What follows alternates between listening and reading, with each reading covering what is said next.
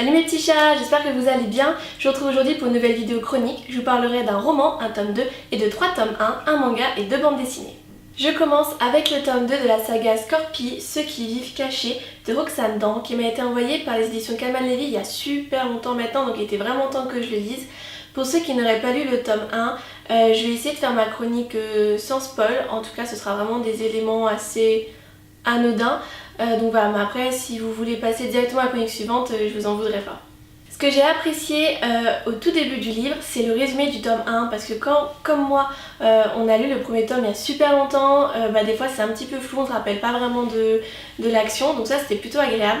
J'ai été très heureuse de retrouver les personnages, notamment Charlotte, l'héroïne principale, que j'ai trouvée très rigolote, très attachante, même si voilà, son côté un petit peu naïf et peureux serait sûrement agaçant dans la vraie vie, l'auteur a réussi à rendre cette jeune femme très attachante. J'ai également retrouvé Adam, le beau garçon mystérieux, Elias, le petit garçon tout mignon, tout innocent qui demande une toute petite voix à Charlotte si elle souhaite qu'il tue les personnes qui l'ont contrarié. Donc là dit comme ça fait un petit peu bizarre, mais voilà, si vous lirez le livre vous comprendrez de quoi je parle.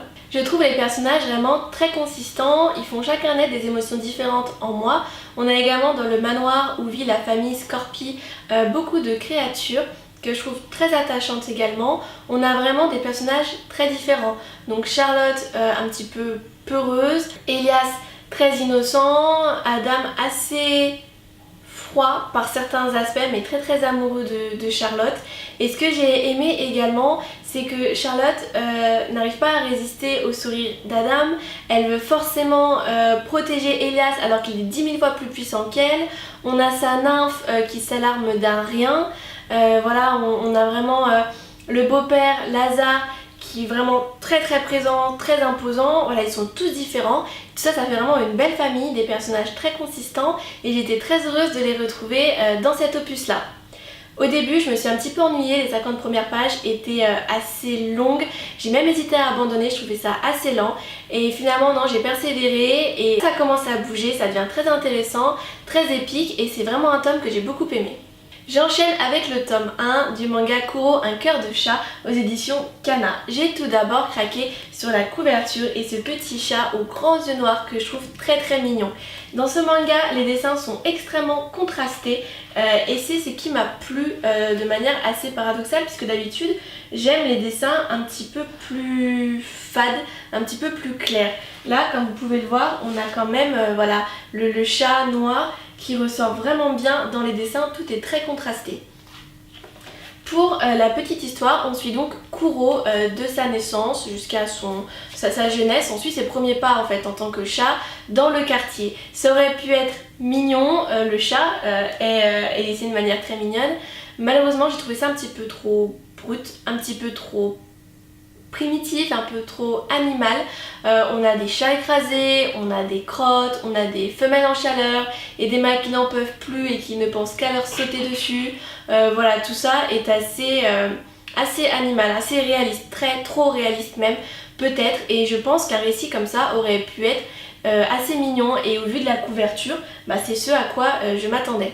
Kuro est un chat qui a vraiment existé et qui appartient au frère de l'auteur lui-même et c'est ce petit chat qui raconte sa vie. Donc on est vraiment dans quelque chose qui pour moi est assez lent et je possède déjà le tome 2 et j'espère vraiment que ça va bouger un petit peu plus, que ça va être un petit peu plus dynamique parce que là je me suis un petit peu ennuyée et voilà toutes ces choses de crottes, de femelles, de chats écrasés, il y a quand même des passages assez durs, enfin c'est vraiment raconté du point de vue animal donc c'est beaucoup moins mignon qu'un livre vraiment pour les enfants. Il faut d'ailleurs savoir que ce livre est classé dans la catégorie seinen, c'est-à-dire adulte. Il n'est pas destiné à un lectorat jeune, donc voilà, il faut pas se fier forcément à la couverture qu'à l'intérieur c'est quand même assez brut de décoffrage. Je continue avec le tome 1 de la bande dessinée Kushi, le lac sacré de Patrick Marty et Golozao aux éditions Fay. C'est une petite bande dessinée au format à l'italienne, donc ce que je trouve très original, ça change de ce qu'on a l'habitude de voir. Et j'ai tout de suite remarqué le ciel bleu, la nature, un cheval, un chien, bref, la nature. Et je me suis pas trompée et la nature est vraiment un thème omniprésent dans ce livre, en opposition avec la modernisation. On a en effet d'un côté la tradition, le sacré, avec notamment les carpes qui ne sont pêchées que pour les mariages pour porter bonheur aux mariés, et de l'autre côté, l'ouverture d'une école, la venue d'un vétérinaire, la venue une fois par mois d'un médecin, et même les personnages eux-mêmes sont en totale opposition. On a donc Kushi, l'héroïne du livre, qui est une jeune fille qui adore être dans la steppe, qui refuse d'aller à la ville, qui se déplace sur un cheval accompagnée de son chien à moitié sauvage, tandis que Bold, un riche villageois animé vraiment de mauvaises intentions, lui se déplace en jeep et porte autour du cou un renard. Comme vous le savez sûrement, Golo Zhao est un artiste que j'adore. J'ai la balade de Yaya dans ma palle, j'ai notamment lu et chroniqué sur le blog Hello Viviane, et je m'attendais à des dessins magnifiques et je n'ai pas été déçue. Je vais vous en montrer quelques-uns. Donc par exemple, ici, en espérant que ça ne brille pas trop à la caméra.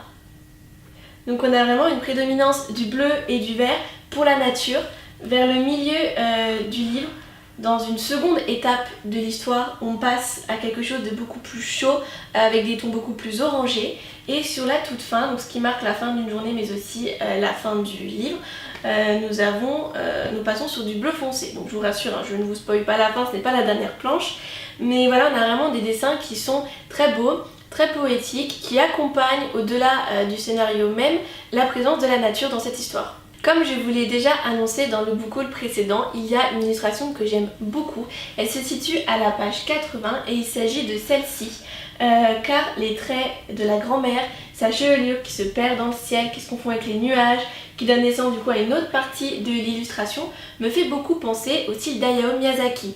Donc Miyazaki qui est un réalisateur, producteur, dessinateur de films d'animation japonais, cofondateur du studio Ghibli, qui je voue un véritable culte. Et cette image, la poésie qui s'en dégage, les traits du visage, me rappellent vraiment cet artiste.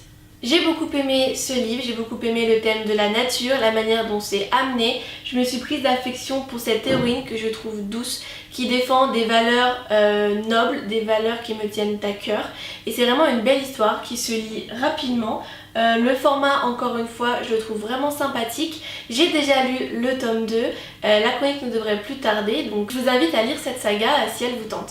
Je termine cette vidéo avec la saga Maliki et le tome 1, Broie la vie en rose, écrit par Maliki. En fait, c'est écrit par David Souillon, mais qui écrit sous ce pseudonyme-là, afin de présenter cette bande dessinée comme une autobiographie, ce qui permet de vraiment s'identifier à l'héroïne et de vraiment s'immerger dans le récit. J'ai entendu pour la première fois parler de cette bande dessinée sur Instagram. C'est un univers peu connu et ce tome 1 est sorti il y a 10 ans puisqu'il est sorti le 4 octobre 2007. Donc c'est assez vieux et je la trouve rarement en librairie. J'ai très rapidement eu un coup de cœur pour le coup de crayon de l'auteur, pour les couleurs utilisées, pour la mise en page qui diffère vraiment d'une planche à l'autre. On plonge vraiment dans un univers à part entière que personnellement je n'ai jamais retrouvé dans d'autres bandes dessinées, et ce chat-là, Féanor, me rappelle vraiment Bastet, ma chatte à moi qui a des yeux grands ouverts, un air béat et un peu débile par moments, et ça m'a vraiment fait rire et ça m'a aidé à m'identifier à l'héroïne. On plonge vraiment dans le quotidien de Maliki et à plusieurs reprises je me suis dit ah, je suis pas la seule sauvée, et ça c'est plutôt agréable quand on lit un livre de pouvoir vraiment s'identifier au héros, à son quotidien, au récit. Les anecdotes du coup nous parlent et ça nous fait davantage rire que si c'était vraiment quelque chose à milieu de notre propre vie. Il y a beaucoup de scènes avec des chats, ce qui n'est pas pour me déplaire, et il y a plusieurs historiettes qui m'ont vraiment fait rire, ça m'a vraiment parlé. Voilà, on a tous... en tout cas ceux qui ont des chats, on a tous déjà vu des chats se matérialiser n'importe où d'un coup. Moi personnellement Bastet en est adepte. Des chats qui s'endorment n'importe où, sur l'ordinateur, sur le clavier, sur notre propre tête, dans des endroits absolument... Voilà, on se demande quelle idée leur avait passé par la tête. Et ça, on retrouve ça vraiment dans ce livre avec un humour décapant. C'est vraiment un livre qui fait du bien, un livre qui se lit rapidement. Et moi personnellement, l'histoire que j'ai le plus aimée s'appelle Vie ma vie. Et en fait, on retrouve Maliki qui se plaint de sa vie, qui s'ennuie, qui a pas envie de travailler, qui a surtout la flemme. Et arrive une petite fée qui la transforme à plusieurs reprises en plusieurs animaux, afin de lui montrer que voilà, que l'herbe n'est pas toujours plus verte ailleurs, contrairement à ce qu'on pourrait penser. Et à la fin, Maliki est épuisée et elle lui demande pourquoi elle l'a pas transformé en chat, parce que ça c'est vraiment une vie qui lui convenait. Et la fée lui répond que ça c'est pas du jeu, parce que les chats pour le coup ce sont vraiment des branleurs. Et ça j'ai trouvé ça énorme, parce que bah c'est vrai. Voilà. Et les chats dorment beaucoup. À part faire leur toilette, manger et aller se coucher, ils font pas grand chose d'autre. On a également à plusieurs endroits du livre des illustrations de Maliki réalisées par d'autres artistes. Donc comme ici, ou encore celle-ci. Et il y a des planches que j'aime beaucoup, notamment cette histoire-là. Je trouve la mise en page très originale, les couleurs très mignonnes, l'histoire très parlante, très touchante. Et pour vous montrer vraiment la différence de style qu'on peut avoir d'une histoire à l'autre, voilà, d'autres couleurs, un autre univers, d'autres personnages.